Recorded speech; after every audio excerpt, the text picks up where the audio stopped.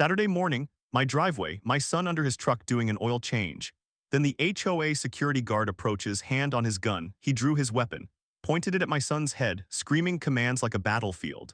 My son on his knees, hands visible, staying impossibly calm while this wannabe cop threatens to kill him over a parked truck. The HOA president watched it happen, smiling. She'd been targeting me for months with insane fines and rules. This was her power move. She had no idea who my son really was, not sales, ATF, federal agent working undercover. She just committed a felony on camera. The revenge was biblical. FBI raids, arrests, multi-state fraud exposed, her empire destroyed. Stay until the end to see her in handcuffs. Comment where you're watching from. Let's show HOA tyrants everywhere that we're done staying silent. My name is Robert Mitchell, 58 years old, retired firefighter.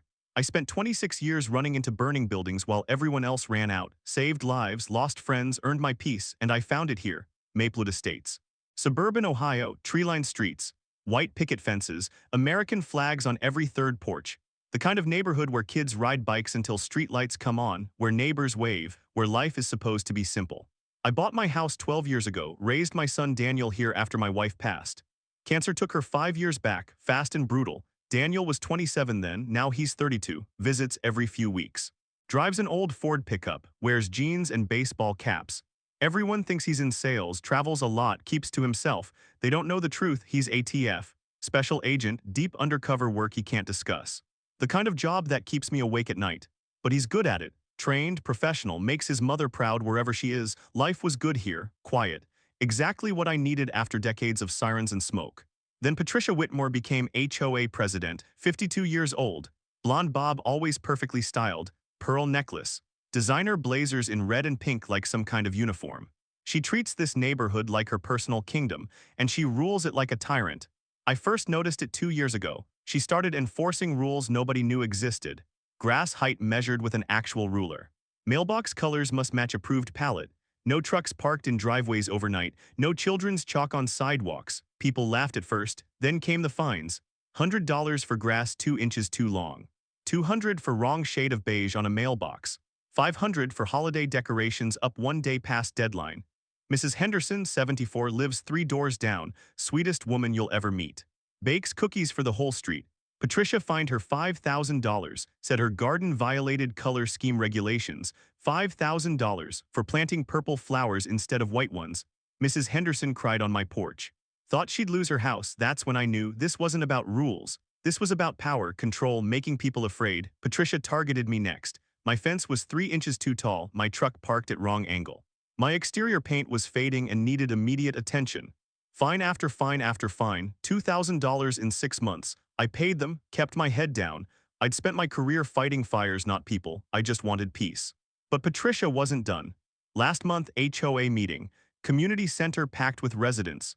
She stood at the podium, pink blazer, that satisfied smile she always wears when she's about to hurt someone.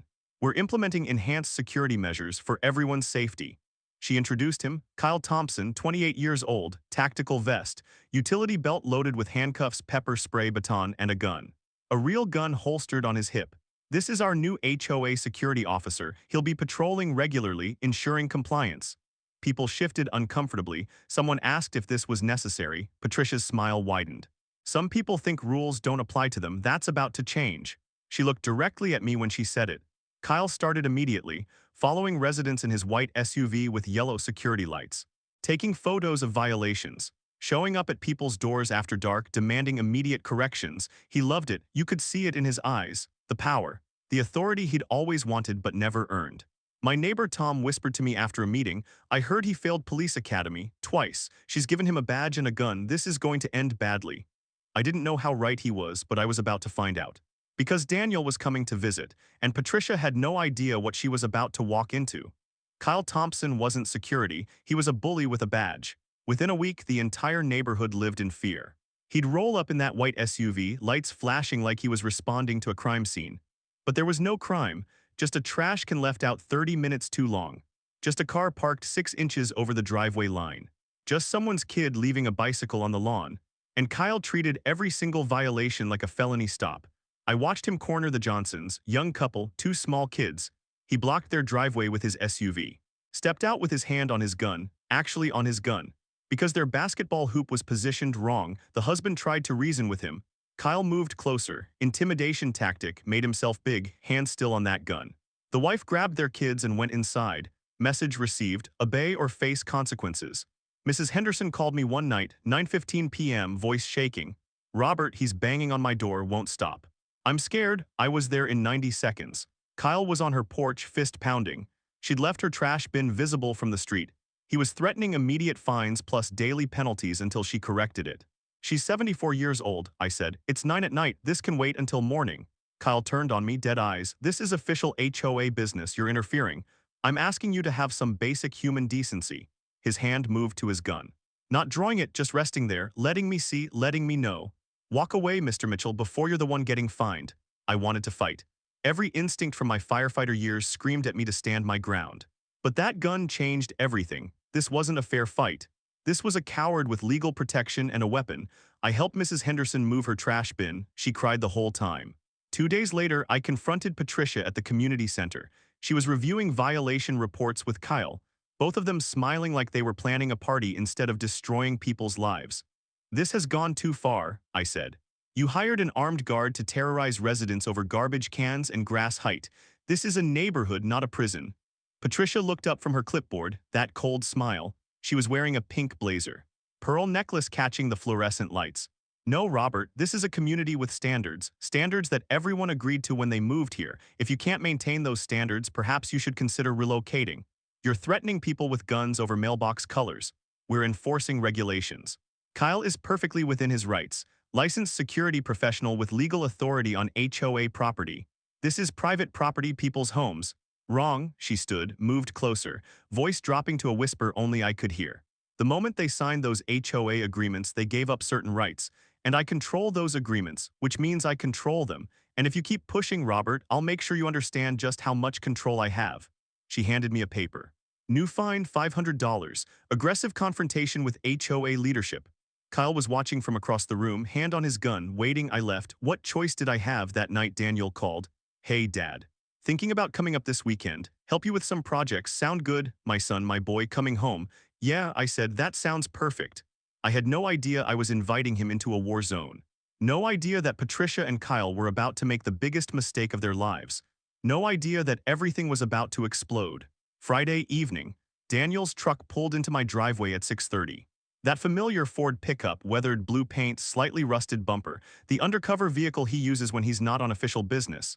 He stepped out, jeans, plain gray t-shirt, baseball cap worn and faded. He looked tired. The kind of tired that comes from weeks of stress you can't talk about. Hey, old man, he smiled, that smile that looks just like his mother's. We hugged, hard, long, the way men do when words aren't enough. You okay? I asked. Long case, can't discuss it, but yeah, I'm good, just needed to get away for a few days. We went inside. I'd already bought steaks. His favorite, ribeyes thick cut. We'd grill them tomorrow. Tonight was pizza and a movie. Father-son routine we'd perfected over the years. He didn't mention work. I didn't ask. Those were the rules. Saturday morning, clear sky, temperature perfect, 72 degrees, light breeze. The kind of morning that makes you grateful to be alive. Daniel wanted to change his oil, regular maintenance. He grabbed his tools from the truck bed. I pulled out lawn chairs, turned on classic rock, low volume. We worked in comfortable silence. He slid under the truck on a creeper. I handed him tools. We talked about nothing important, football season starting soon, how the Johnsons' kids were growing, whether I'd ever consider dating again.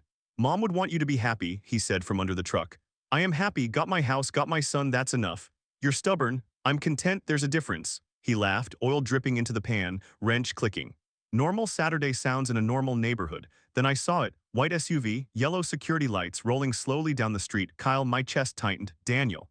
Yeah, HOA security is here, just stay cool. I'll handle it. Dad, I'm changing oil in your driveway, there's nothing to handle. I wanted to believe that, but I'd seen Kyle's eyes, seen how he needed confrontation like other people need oxygen. The SUV parked 3 houses down. Kyle sat there, watching, radio in hand, taking notes. He's just watching, I said, maybe he'll move on. He didn't. 15 minutes, 20, 30, just sitting there staring at us. Daniel noticed. Friend of yours. HOA hired him, security, bit of a power trip situation. Daniel's eyes narrowed slightly, that professional assessment look, reading the situation, threat level, potential problems. Armed, he asked quietly. Yeah, certified. I assume so, but he's aggressive, failed cop, wannabe, dangerous combination. Daniel nodded, slid back under the truck, continued working, but I could tell his awareness had shifted. He was tracking Kyle without looking.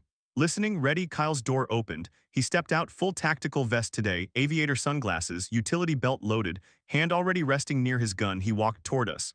Slow, deliberate. Making sure we saw him coming, I stood, positioned myself between Kyle and the truck, between Kyle and my son. "Morning, Kyle." He didn't respond, just stopped 5 feet away, looked at Daniel's truck. Looked at the tools spread across my driveway, looked at the oil pan. "That vehicle registered to this address," he said. "It's my son's, he's visiting. Need to verify that. HOA regulations require all vehicles on property to be documented. It's a visitor, he's here for the weekend. Let him speak for himself."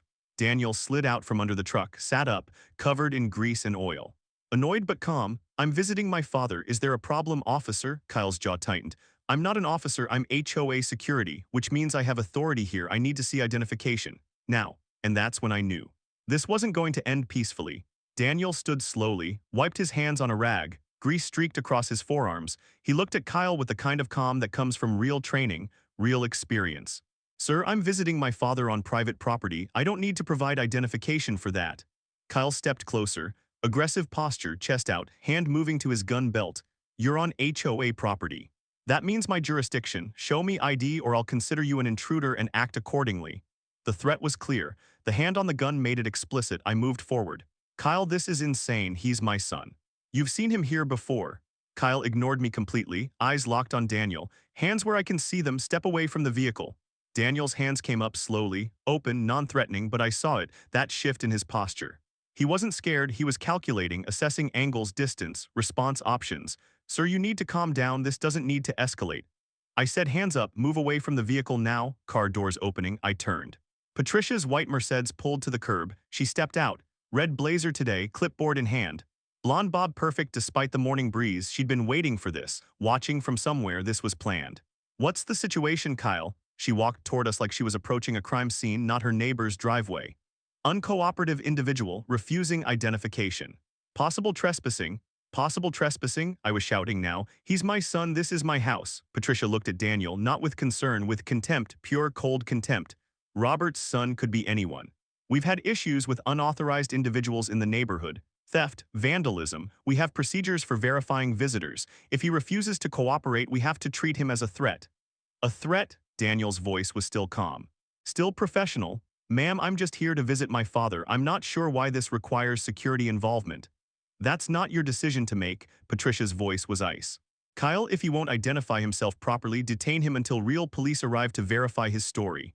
Kyle's hand gripped his gun, actually gripped it. Neighbors were coming outside now. Tom from next door, the Johnsons. Mrs. Henderson on her porch, phone in hand, several people recording on their phones. "Good, record this, record all of it." "Last warning," Kyle said. His voice was shaking now. Adrenaline, fear masked as authority. "The most dangerous combination. Hands up, turn around, you're being detained for investigation."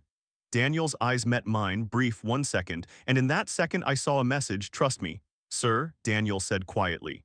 "Before you do something you'll regret, I need you to understand something. I'm going to reach into my pocket, slowly. I'm going to show you identification. Do not pull that weapon. Do you understand?" Kyle laughed, actually laughed. "Sure you are. What, you got a fake badge, some costume store cop ID?" Patricia smiled, that satisfied, cruel smile. "Search him, Kyle, check for weapons. If he resists, you're authorized to use necessary force." Daniel's hand moved toward his pocket. Slow, deliberate, every movement visible. Kyle's gun came out, drawn, aimed, a real firearm pointed at my son's chest. "Hands up, do not move." Time stopped. The world narrowed to that gun barrel, to my son. To the moment where everything could go wrong. Neighbors were screaming, someone yelling they'd called police, Mrs. Henderson crying, and Patricia stood there, arms crossed, watching, enjoying this. Daniel's voice cut through the chaos. Cold, different. All pretense of the casual visitor gone. "Sir, lower your weapon. I am a federal agent. You are committing a felony. Last chance." Kyle froze. Patricia's smile faltered, just slightly. Daniel's hand moved into his pocket. Pulled out a leather wallet, opened it. Gold shield, federal credentials, ATF, and everything changed. "Special Agent Daniel Mitchell. Bureau of Alcohol, Tobacco, Firearms, and Explosives. Lower your weapon, now." The badge caught the sunlight, gold shield gleaming, official credentials clear and undeniable. Kyle's gun wavered. His hand shaking, face going pale. Patricia's clipboard dropped, clattered on the driveway. Her mouth opened, no words came out. Daniel held the badge up, steady, professional. I said, "Lower it." You're pointing a firearm at a federal agent conducting personal business on private property. That's assault on a federal officer under 18 U.S.C. Section 111. A felony carrying up to 20 years. I. I didn't, Kyle's voice cracked, the gun lowered slightly, still in his hand, still dangerous. You didn't say, lower the weapon. The gun dropped to Kyle's side, his entire body shaking now. Realization hitting him like a freight train. Daniel stood slowly, stepped forward, professional, controlled, every movement precise. What's your full name? Who licensed you for armed security work? What company do you work for? What's your insurance carrier? Kyle stammered, couldn't answer. His brain had shut down. Patricia recovered first, always the manipulator. This is still HOA property. We have authority under the bylaws. We didn't know he was, Daniel cut her off, voice sharp. You have zero authority. You hired an unlicensed security guard who just committed aggravated assault with a deadly weapon against a federal officer on private property. In front of, he looked at the neighbors filming, approximately 20 witnesses with video evidence. He turned to the neighbors. Keep recording, back up those videos, upload them to cloud storage. I'll need copies for the federal investigation. Federal investigation, those words hung in the air. Patricia tried again, voice desperate now. We have legal immunity. HOA board decisions are protected by... No, Daniel's voice was ice. You don't, HOA civil immunity doesn't cover criminal acts. And pointing a gun at someone without legal justification is a criminal act. Add to that assault on a federal officer, and you're looking at federal charges. Both of you, Kyle tried to walk away, backing toward his SUV. Stop. Daniel didn't raise his voice, didn't need to. Command authority radiated from him. Stay exactly where you are. You're not leaving until police arrive. I didn't know, you have to believe me. If I'd known you were ATF, I never would've. That's the problem, Kyle. You pulled a gun on an unarmed man visiting his father. Whether I'm ATF or not doesn't matter. You had no legal justification. None. Sirens distant but growing closer. Multiple vehicles. Patricia's face went white. Who called the police? Mrs. Henderson from her porch, phone still raised. I did, the moment he pulled that gun. Daniel looked at me. Dad, go inside, kitchen drawer left of the sink. The folder marked personal documents. Bring it to me. I knew that folder. He'd left it here months ago, said it was backup case files, said not to look inside. I ran, found it, thick manila folder, heavy, brought it back. Daniel took it. Opened it, Patricia tried to see, he angled it away. For 8 months, he said quietly, I've been investigating HOA abuse cases nationwide, armed security, discriminatory enforcement, financial exploitation, illegal fines, embezzlement. Patricia's face went from white to gray. I've documented everything in this neighborhood, every fine you've issued, every threat your security guard made, every dollar you've collected, every purchase you've made with HOA funds. He pulled out photos, bank statements, receipts, Patricia's luxury purchases, Kyle's tactical gear bought with HOA money, everything. You weren't supposed to be here, Patricia whispered. You're supposed to be in sales. Daniel smiled, no warmth. Deep cover means deep cover, and you just blew my investigation wide open. The sirens were close now, 3 squad cars rounding the corner. Patricia looked at Kyle. Kyle looked at his gun still in his hand like he couldn't believe what he'd done. And I looked at my son. My boy, standing there in grease-stained clothes, federal badge in hand, taking down monsters. His mother would be so proud. 3 Maplewood police cruisers, lights flashing. No sirens now, rolling into a scene already thick with tension. 4 officers emerged, hands near weapons but not drawn, professional, assessing, lead officer approached. Sergeant Martinez, according to his nameplate, 40-something, gray at his temples, eyes that had seen everything. Kyle started talking immediately, desperate. Officer, I'm HOA security, licensed. This individual refused identification. I was within my authority to, Martinez held up one hand. Stop.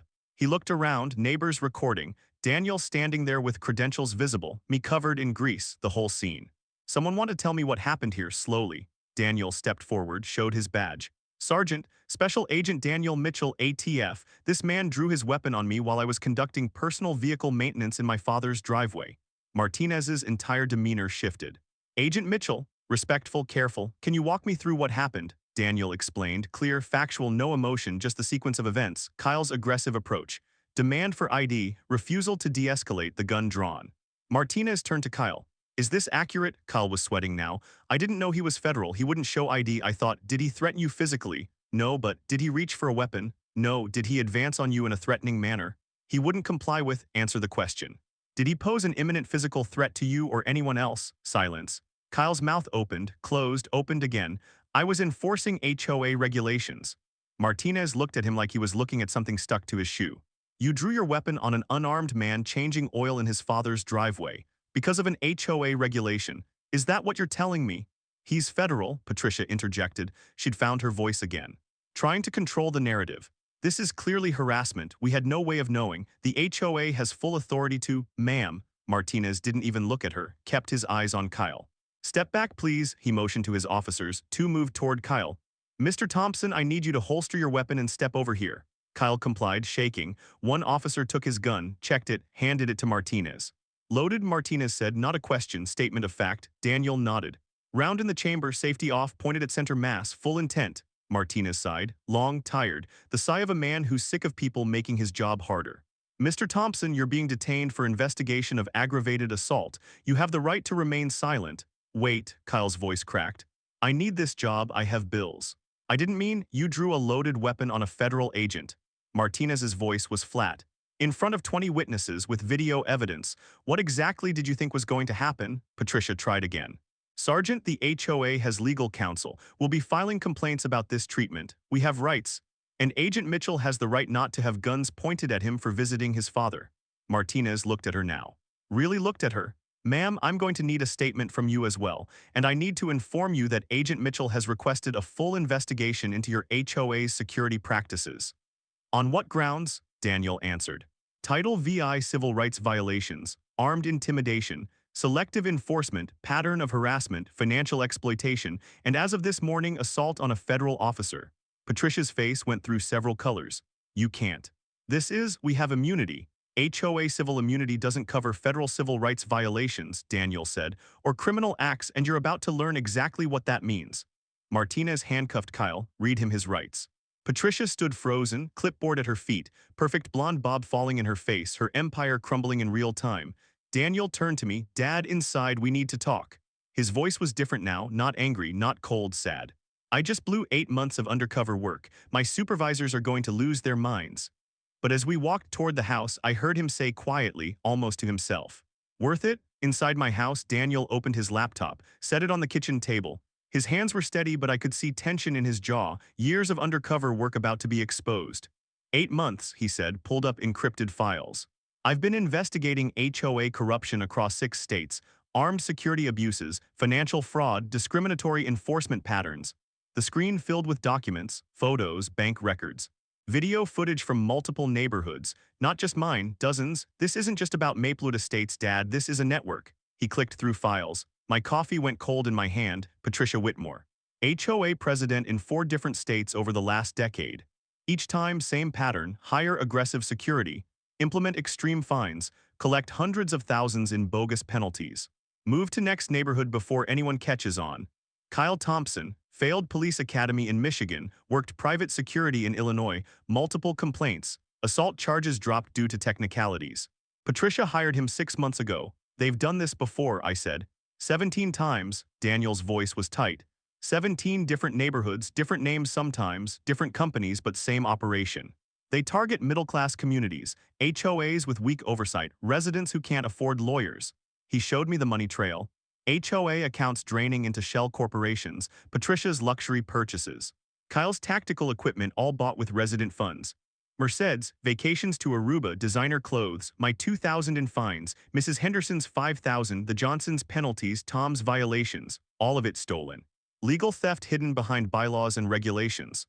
Why didn't you tell me? I asked. Deep cover means deep. If you'd known, you might have treated her differently. She might have noticed. I needed her comfortable, confident. Making mistakes. She made a big one today, the biggest. He closed the laptop. I wasn't supposed to reveal myself. My supervisors planned coordinated raids across all 6 states, simultaneous arrests, maximum impact. Now she knows, Kyle knows, they'll warn the others. His phone buzzed, screen showed, supervisor do not ignore. He declined the call. Daniel, I know. He looked at me, really looked at me. But Dad, he pointed a gun at my head. In your driveway, because you parked a truck wrong, I couldn't let that stand. My son, my boy, choosing me over his career. What happens now? Now we move fast. FBI will raid Patricia's records before she destroys evidence. We'll freeze HOA accounts. Interview every resident, build federal cases. It'll be chaos, but we'll make it work. His phone rang again. This time he answered. Put it on speaker. Mitchell, what the hell happened? A woman's voice, sharp, angry. Supervisor Brooks, my cover was compromised during an assault. I had no choice.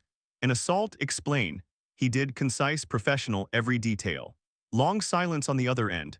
They drew on you, an armed HOA security guard drew on a federal agent. Yes, ma'am, another silence. Then, that's the stupidest thing I've heard all year. And I once arrested a guy who tried to rob an FBI field office.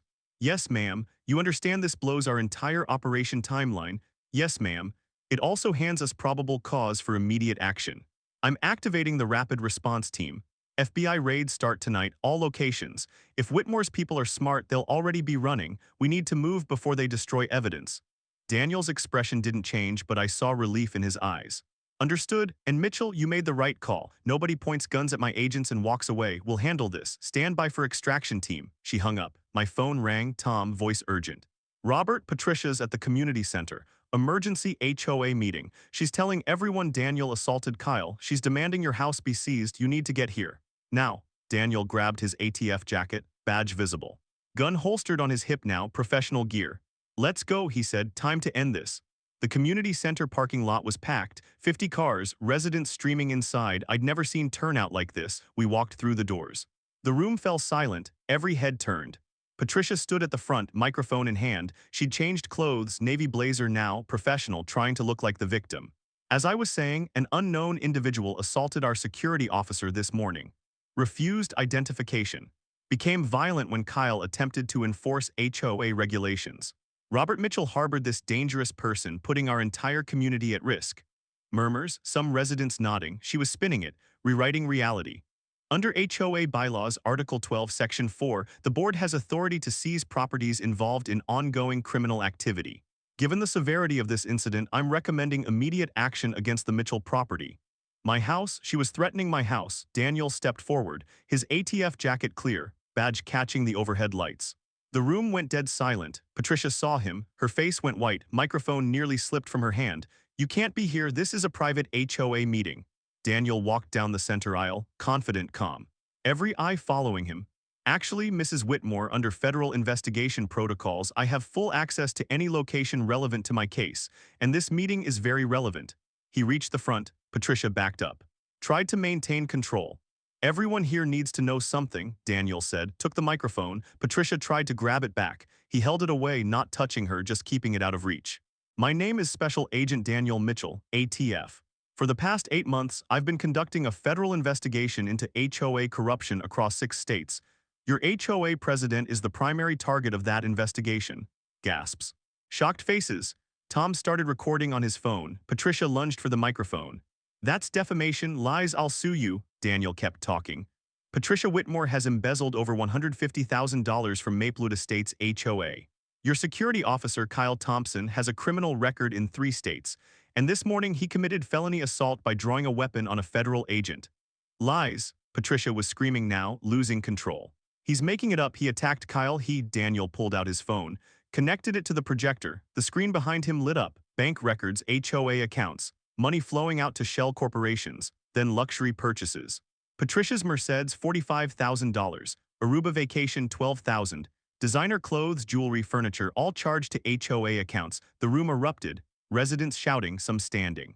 Mrs. Henderson had her hand over her mouth, tears streaming. Patricia grabbed for the projector. Daniel blocked her, didn't touch her, just stood between her and the equipment. Get out of my way.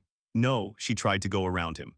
He stepped to block, still not touching, just preventing. This is MY community, MY board, you have no right. Federal investigation gives me every right. He clicked to the next slide. Kyle's background, failed police academy. Assault complaints, no valid security license. Your security officer isn't licensed, never completed required training. Patricia hired him knowing this, gave him a weapon, turned him loose on innocent families. More slides. Other neighborhoods, other HOAs Patricia had run, same patterns, same schemes. 17 times, Daniel said. She's done this 17 times, millions of dollars stolen from working families who trusted her. Patricia's face was red. Mascara running, she looked around the room, saw only anger, betrayal, hatred. I'll destroy you, she whispered, voice breaking. All of you, I'll sue, I'll take your homes, The doors opened. FBI agents, 4 of them tactical vests. Weapons visible, lead agent stepped forward. Patricia Whitmore, Patricia turned, saw the agents, tried to run, they caught her in 3 steps. Patricia Whitmore, you're under arrest. The handcuffs clicked, silver against Patricia's wrists. She fought, twisted, screamed. This is illegal, I have rights, I'm HOA president, you can't do this. Lead FBI agent, Special Agent Sarah Brooks, held Patricia firmly but professionally.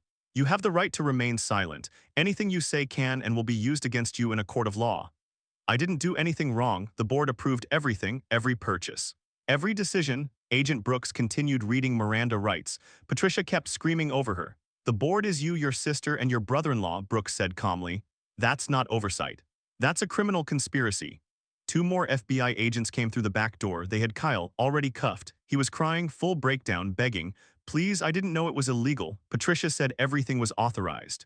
"I just wanted to help. Please, I have student loans I need." "Mr. Thompson," Brooks said, "you're being charged with aggravated assault with a deadly weapon, assault on a federal officer, impersonating a peace officer, and conspiracy to commit fraud. Save your explanations for your lawyer."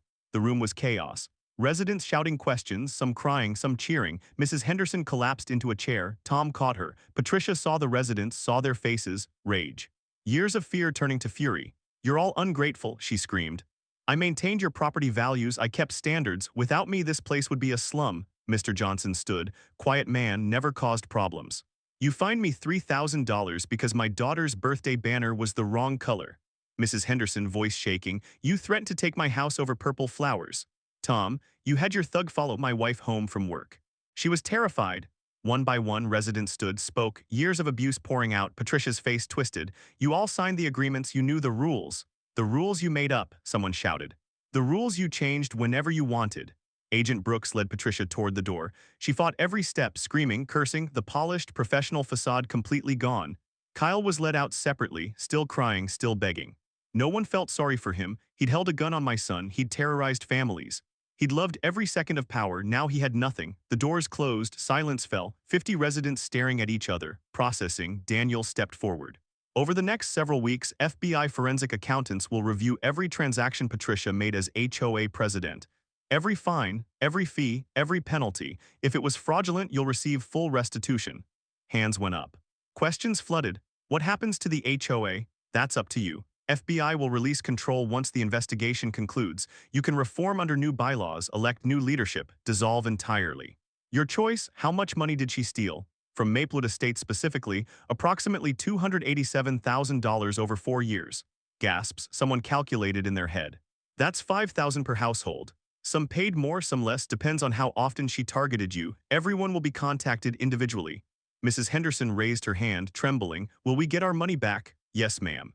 FBI has frozen all HOA accounts and Patricia's personal assets.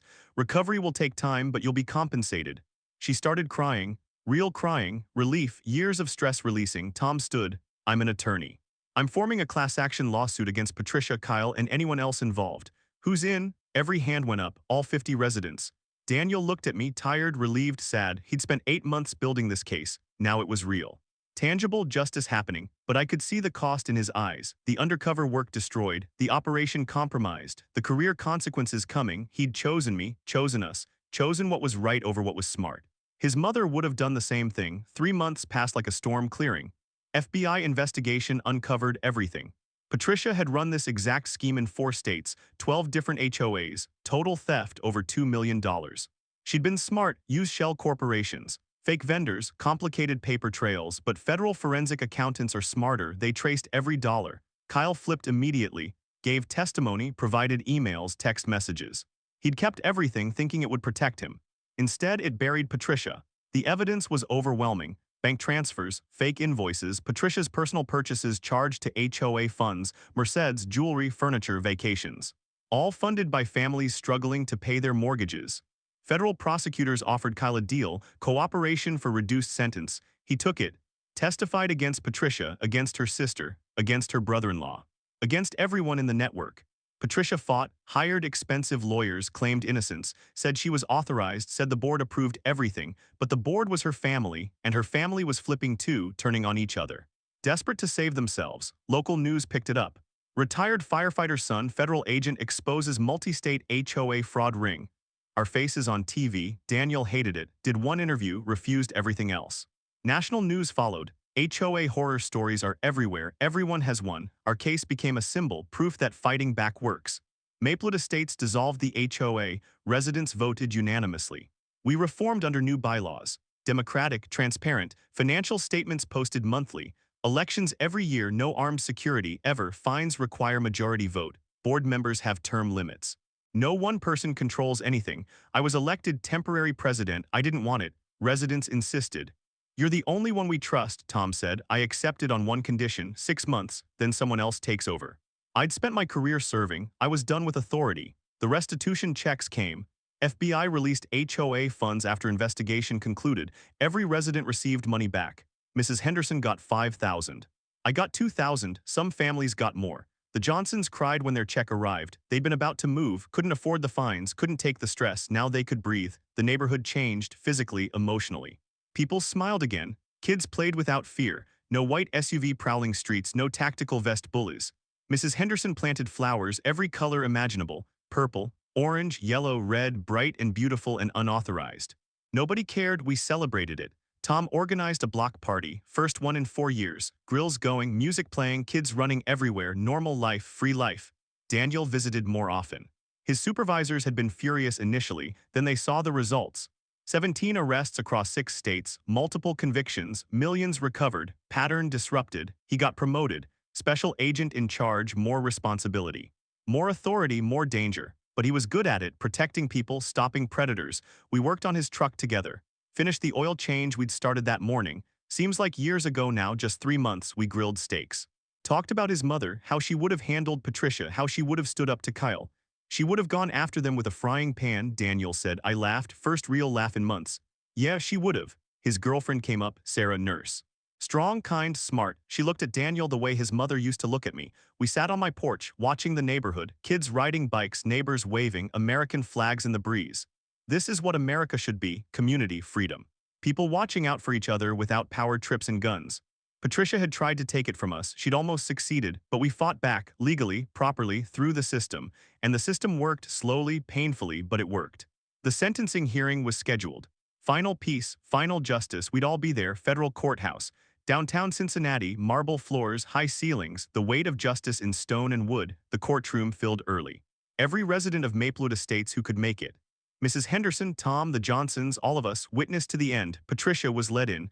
Orange jumpsuit, no makeup, hair flat, unrecognizable from the polished tyrant we'd known. 3 months in federal detention had broken her. She didn't look at us, kept her eyes down, defeated. Kyle was sentenced separately, 7 years federal prison, assault, weapons violations, fraud. His crying and begging hadn't moved the judge. Actions have consequences. Now Patricia's turn. The judge, Honorable Margaret Chen Waite, changing to an American name, Judge Margaret Wilson, 60 years old, 20 years on federal bench, she'd seen everything. Her face showed no emotion as she reviewed documents. Prosecutor stood, listed charges, wire fraud, embezzlement, racketeering, RICO violations, conspiracy, each charge carrying years, stacking, adding up. Then victim impact statements. Mrs. Henderson went first, hands shaking, voice steady. I'm 74 years old. I've lived in my home for 30 years. She made me afraid, made me think I'd lose everything, over flowers, over colors. I stopped sleeping, stopped eating. My doctor put me on medication for anxiety. She looked at Patricia. You're a bully, nothing more, and bullies deserve what they get. Tom spoke. My daughter had nightmares, 9 years old. Nightmares about the man with the gun following her, about our family losing our house. No child should carry that fear. The Johnsons, the Hendersons, the Millers, family after family, story after story, years of abuse, terror. Financial devastation. Finally my turn, I stood, walked to the stand, looked at Patricia, she still wouldn't meet my eyes. I spent 26 years as a firefighter, ran into burning buildings, saved lives, lost friends, I earned my peace. I earned my quiet retirement in a safe neighborhood, deep breath. You took that from me, made my home a prison, made my street a war zone. And when my son visited, my son who dedicates his life to protecting people, you had a man point a gun at his head. In my driveway on a Saturday morning. My voice cracked, couldn't help it. He's all I have left. His mother died 5 years ago, he's my world. And you tried to take him from me, over parking, over property lines. Over power, I looked at Judge Wilson. She doesn't deserve mercy, she deserves every year the law allows. I sat down, Daniel squeezed my shoulder, Patricia's lawyer tried, public defender doing her job, argued for leniency. Cited Patricia's age, lack of prior record, family circumstances, all the standard arguments. Judge Wilson listened, face unreadable, then she spoke. Mrs. Whitmore, you held positions of trust in multiple communities. Residents elected you, believed in you. You exploited that trust systematically and deliberately. You stole from families, terrorized elderly residents, armed a dangerous individual and turned him loose on innocent people. She paused. Let it sink in. Most disturbing is your complete lack of remorse. Throughout this trial, you've blamed victims, claimed authority you never had, shown zero empathy for the lives you destroyed. Patricia's lawyer whispered to her. Patricia finally looked up, tears streaming. Too late, way too late. Patricia Whitmore, I sentence you to 18 years in federal prison, full restitution to all victims, lifetime ban from serving on any homeowners association board. Court adjourned. The gavel fell. Patricia collapsed. Guards caught her, led her out, still crying, still denying. The courtroom erupted, not celebration, relief, justice. Finally, Mrs. Henderson hugged me, sobbing, happy, free. Outside, news cameras, reporters. Daniel handled it. Professional brief, no drama. We drove home together, quiet, processing. Justice had been served, but it felt hollow somehow. All that pain, all that fear, just for one woman's ego. Still, we won legally, properly. That matters. 6 months after sentencing, spring arrived in Maplewood Estates. The neighborhood was unrecognizable, not physically.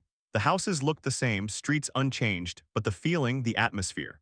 Completely different. Freedom. Mrs. Henderson's garden exploded with color. Purple tulips, orange marigolds, yellow daisies, red roses, every unauthorized shade she'd been fined for. She tended them daily. Smiled at everyone passing by. The Johnsons' kids played basketball in their driveway, the hoop Patricia had called illegal. No one measured angles now, no one counted violations, just kids being kids. Tom organized monthly block parties. Grills, music, community, real community, not enforced, not mandated, chosen, new families moved in, attracted by the story. The neighborhood that fought back and won, they asked questions. Wanted to know how we did it. We stood together, I told them. We didn't let fear win. Daniel visited every few weeks, brought Sarah, she fit perfectly, laughed at his jokes, called him on his nonsense. Made him happy in ways I hadn't seen since his mother passed. One Saturday he pulled me aside. Dad, I need to talk to you. My heart jumped. The tone, serious, scared me. What's wrong? He smiled, nervous. Nothing's wrong, everything's right. I'm going to propose to Sarah tonight at your house, where Mom and I used to sit on the porch. My throat tightened. She would love that. I wanted you to know first, wanted your blessing. You have it. You've always had it. He proposed that evening. Sunset, porch swing, simple ring, perfect moment. She said yes, crying, laughing, both of them. I watched from the kitchen window, my son, my boy. Finding happiness after years of danger and darkness. His mother would be so proud. The state legislature noticed our case. Representative Martinez introduced HOA reform legislation, inspired by Maplewood Estates. Financial transparency requirements, armed security restrictions, resident protections. It passed, signed into law, other states followed, domino effect. One case, one neighborhood, changing systems. Patricia's final appeal was denied. 18 years upheld. No parole eligibility for federal sentences. She'd be 70 when released if she survived that long. Kyle served his time quietly, model prisoner, trying to reduce his sentence through good behavior. Still years to go, I stepped down as HOA president, 6 months like I promised. Tom took over, young, energetic, good heart, he'd lead well. 1 year after that morning, that Saturday when everything exploded. We gathered at the community center. Memorial event, not for Patricia, for us, for survival, for victory. Every resident attended, we told our stories, shared our experiences, documented everything for the record. A local filmmaker made a documentary. The HOA that fought back, screened at film festivals, won awards, spread our message nationwide. People reached out, other neighborhoods, other victims, asking how to fight, how to stand up. How to win, we helped them, connected them with lawyers, shared our playbook, encouraged them, you can fight back, you can win, it's possible. Daniel and Sarah got married, small ceremony, backyard of my house. Where his mother planted roses 20 years ago. They still bloom every spring. I walked Sarah down the aisle. Her father had passed years before, she asked me, honor of my life. Daniel cried during vows, so did I, so did everyone. Life continued. Better, freer, peaceful in ways it hadn't been for years. Sometimes I think about that Saturday morning. The gun, the fear, the moment everything could have gone wrong. But it went right because we stood up. Because Daniel made the hard choice. Because justice still works when good people fight for it. America isn't perfect. Systems fail, people abuse power, tyrants emerge, but the law still matters, truth still wins. Good people can still triumph. We proved it, we lived it, and we're never going back. If this story moved you, hit that like button. Share it with someone trapped under HOA tyranny. Leave a comment telling me your story. I read every single one and your voice matters. Together, we're building a community of people who refuse to be victims, who stand up, who fight back, who win. Thank you for watching until the end. You're the reason stories like this matter.